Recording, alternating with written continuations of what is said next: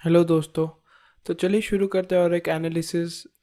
ये analysis video नहीं होगी, ये एक रिकैप कह सकते हैं या फिर एक अपडेट वीडियो कि जितने भी स्टॉक्स एंड इंडाइसेस को हमने एनालिसिस किया था उनके बारे में, कि हमने जो टारगेट सेट किए थे क्या वो अचीव हुए हैं, और फर्दर अभी हमें उन चार्ट्स में क्या दिख रहा है, फर्दर कहाँ तक की पॉसिबिलिटी है, एंड जो अपकमिंग इवेंट है इलेक्शन रिजल्ट्स, तब तक ये कैसे परफॉर्म कर सकते हैं।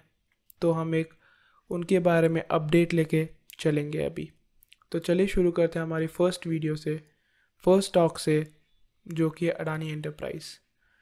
तो अडानी एंटरप्राइज के वीकली चार्ट से अगर हम शुरू करें तो हमें ये देखने मिल रहा है कि ये एक अच्छा ट्रेंड लाइन था और वहाँ से हमें एक अच्छा सपोर्ट आते हुए दिख रहा है कि इस ट्रेंड लाइन को, जो कि करीब करीब यहाँ से ये इस लो से 27 फरवरी के लो से ये चलते हुए ऊपर चल रहा था ये, तो यहाँ पे एक हमें अच्छा सपोर्ट दिख रहा है।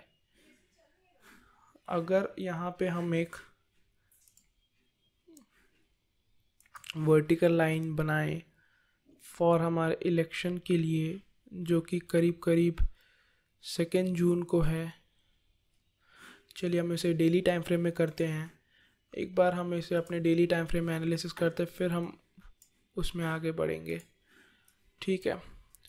सो 2988 के लेवल पे हमने अडानी को पकड़ा था और उस समय हमें एक अच्छा डाउनफॉल साइड दिख रहा था इनमें, तो हमें अपने टारगेट्स अचीव होते हुए दिखे थे। 2800 का टारगेट था, बल्कि टारगेट पार करके काफ़ी अच्छा डाउनफॉल आया है। अब यहाँ पे ये एक पतली सी कैंडल है जहाँ पे नीचे भी एक अच्छी बाइंग है और ऊपर भी एक अच्छी थोड़ी सी रेजिस्टेंस फेस कर रही है ये। तो ये कहाँ तक जा सकता है वो हमें मंडे का सेशन में इसे पहले ऑब्जर्व करना है कि ये कैसे परफॉर्म कर रहा है। क्या ये ट्रेंड लाइन के नीचे ट्रेड कर रहा है, ट्रेंड लाइन के ऊपर है? अगर ये नीचे है और 15-20 मिनट अगर यहाँ पे ये ट्रेड करते हुए हमें दिख गया कि हाँ इस लेवल के यहाँ पे ये ट्रेड कर रहा है, तो पहला हमारा टारगेट 2724 का हमें आते हुए मिल सकता है। और अगर ये इसके ऊपर ट्रेड कर रहा है तो कहीं ना कहीं हमें एक अच्छा ये सपोर्ट एरिया के लेवल तक आते हुए एक वहाँ पे एक रेजिस्टेंस फेस करते हुए दिख सकता है। दोस्तों, स्टॉक मार्केट में अगर कोई लेवल टूटता है तो जिस लेवल से वो टूटा है जब वो रिक्लेम करता है तो उसके लिए वो पहला इमीडिएट रेजिस्टेंस बन जाता है। तो ये लेवल जो एक अच्छा सपोर्ट एरिया की तरह काम कर रहा था, हमें एक अच्छा रेजिस्टेंस की तरह फेस होते हुए दिख सकता है।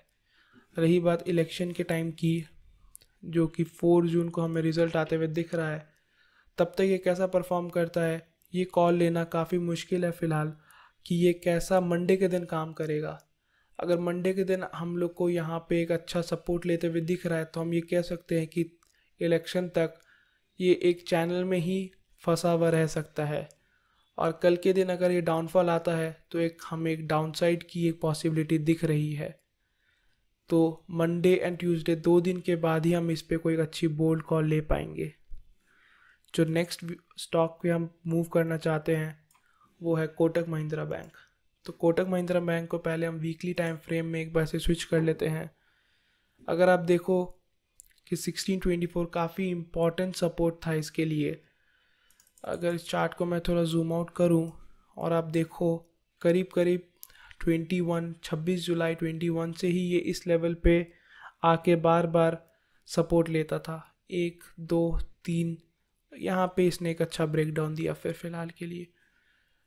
अब ये इस ब्रेकडाउन पे एक बाइंग आई है, क्या ये बाइंग सस्टेन करती है कि नहीं, वो भी एक अच्छे इम्पॉर्टेंट लेवल के पास में। अगर आप देखो तो यहाँ पे करीब करीब सेलर्स काफ़ी एक्टिव है इस पॉइंट पे, यहाँ पे अच्छी खासी सेलिंग हुई है। इसके दो मेजर रीजंस हो सकते हैं कि जो लोगों ने यहाँ पे इस लेवल पे बाई करी होगे वो करीब करीब एक इसको एक इम्पॉर्टेंट हर्डल की तरह मान के कहीं ना कहीं इस लेवल पे एक बार अपना पार्शियल प्रॉफिट बुक किए होंगे, तो हमें एक अच्छी सेलिंग आते हुए दिखी है। तो ये एक रीज़न हो सकता है। मेजर रीज़न कि किसी ने इस लेवल पे अपना स्टॉप लॉस लगा के इस लेवल के हाई तक के लिए, यहाँ तक के लिए बुक, यहाँ तक के लिए टारगेट सेट किया होगा, वो अपने टारगेट से निकल रहे हैं।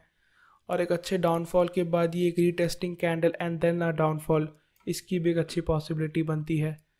और एक और पॉसिबिलिटी ये है कि ये इस लाइन के ऊपर अच्छा सस्टेन कर जाए तो हमें वापस एक अपसाइड मूव आते हुए दिख रहा है। ये चीज़ को फैक्टर आप लेके चलो तो बैंक निफ्टी का चार्ट मैं आपको एक बार दिखाना चाहूँगा कि अगर ये ऊपर जा रहा है तो बैंक निफ्टी कैसे परफॉर्म कर सकता है, क्योंकि दोनों को रिलेटेड है। बैंक निफ्टी अगर आप देखो, मैंने आज ही इसके ऊपर एक अच्छे एक एनालिसिस करके डाला है अप टिल इलेक्शंस तक, आप ज़रूर से चेकआउट कर सकते हो कि बैंक निफ्टी भी काफ़ी एक अच्छे इंपॉर्टेंट सपोर्ट पे है। बैंक निफ्टी अगर यहाँ से डाउनफॉल आता है तो वो मे बी कोटक जो कि एक डाउनफॉल दे, उस कारण से वो आ सकता है। और अगर बैंक निफ्टी को यहाँ से ऊपर जाना है तो कोटक एक काफ़ी अच्छा एक फैक्टर रहेगा जो इसे ऊपर ले जा सके। सो यहाँ पे ये काफ़ी क्रूशियल लेवल पे है ये, और ये दो चीज़ से गवर्नड है कि बैंक निफ्टी के बाकी इंडाइसेस, ओवरऑल बैंकिंग सेक्टर कैसा हो रहा है एंड ओवरऑल ग्लोबल सेंटिमेंट्स। तो आप ये कह सकते हो कि अगर कोटक बैंक में कुछ भी होता है, अगर ये अपसाइड के लिए जाता है तो बैंक निफ्टी में भी हमें एक ऐसा टिक आते हुए दिख सकता है। मैं ये नहीं बोल रहा हूँ कि Kotak bank and bank Nifty के दोनों ही चार्ट्स एकदम सिमिलर है, दोनों एक दूसरे के साथ साथ पैरेलली चलते हैं, बट मैं अगर आपको बैंक निफ्टी का एक सेक्टरल इंडाइस का अगर मैं आपको चार्ट दिखाऊं तो आपको ये दिखेगा कि कोटक बैंक काफ़ी अच्छा एक वैल्यू होल्ड करता है बैंक निफ्टी के वेटेज में। जी हाँ, 7.81 ऑलमोस्ट 8% का वेटेज होल्ड करता है। तो इसमें जो कुछ भी होगा बैंक निफ्टी पे इफ़ेक्ट आएगा, तो लोग ज़रूर इस पे भी नज़र रखेंगे। तो कल का सेशन भी काफ़ी इम्पोर्टेंट इसके लिए बन जाता है। अब आते हैं हमारे निफ्टी आईटी पे। सो निफ्टी आईटी जो हमारा ओवरऑल व्यू है इसमें कि निफ्टी आईटी एक cup and handle type pattern बना रहा है। ये इसका कप है और ये नीचे साइड यहाँ पे हैंडल की ओर बढ़ते हुए दिख रहा है। अगर मैं आपको बताऊं कि यहाँ पे ये 24, इसको हम डेली में जब आएंगे तब यहाँ पे अगर अच्छा मैं इधर ही दिखा देता हूँ, यहाँ तक ये कैसा आ सकता है जो 4 जून तक। तो कहीं ना कहीं हमें ये दिख रहा है कि सेलिंग तो है निफ्टी आईटी में, आईटी इंडाइसेस गिर रहे हैं, बट ये सेलिंग कितने लंबे और तक चलती है। ये इस लेवल पे काफ़ी अच्छा अभी फ़िलहाल के लिए होल्ड कर रहा है। अगर आप देखो ये वाला लेवल काफ़ी अच्छी तरह यहाँ पे 2 हफ्ते 3 हफ्ते 2 हफ्ते हो गए और अब तक ये इस लेवल को होल्ड कर रहा है। तो क्या ये इधर से ही एक टर्न ले अपसाइड, या फिर ये यहाँ पे एक और कैंडल बना के जो हमारा बेस है वो यहाँ तक आए। तो ये मंडे के दिन हमें और देखना होगा कि ये कैसा परफॉर्म करता हुआ दिख रहा है हमें। तो और इलेक्शन तक ये कैसा रहेगा वो इस चीज़ पे डिपेंड करेगा कि आईटी के ओवरऑल मेजरली स्टॉक्स कैसे कर रहे हैं। अगर आप टीसीएस की बात करो तो टीसीएस काफ़ी अच्छा परफॉर्म कर रहा है, इन्फोसिस भी हालांकि अच्छा ही है, तो बट ओवरऑल आईटी में प्रेशर तो है। तो ये एक बार इस लेवल तक टेस्टिंग आने की बहुत सारी संभावना है। तो ये आईटी का रहा। अब चलते हैं निफ्टी 50 पे।